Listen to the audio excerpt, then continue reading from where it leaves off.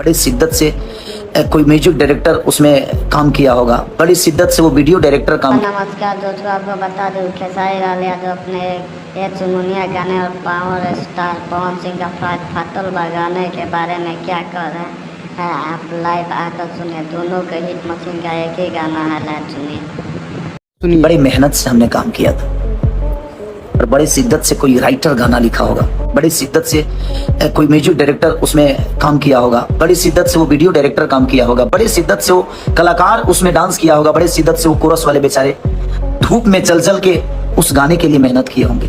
और एक आदमी छोटी सी ईगो के लिए उस पूरी मेहनत पे पानी फेर दिया। तो माता रानी और मेरा भगवान आप सब हैं, तो आप सबको ही विचार करना है उनके लिए कि वो किस हद तक अच्छे हैं कि घर परिवार को रोकने का, किसी का रोजी रोटी बंद करने का, सिर्फ आप छोटी से फायदा के लिए आप किसी के घर परिवार को तोड़ रहे हो, किसी के बीवी बच्चों को रोड पे लाने वाला काम कर रहे हो। पर कोई नहीं, ईश्वर सबको देखता है। ना पैसे लेकर आपको जाना है ना मुझे जाना है। इस दुनिया में जो आया है खाली हाथ आए हो खाली हाथ जाओगे भाई।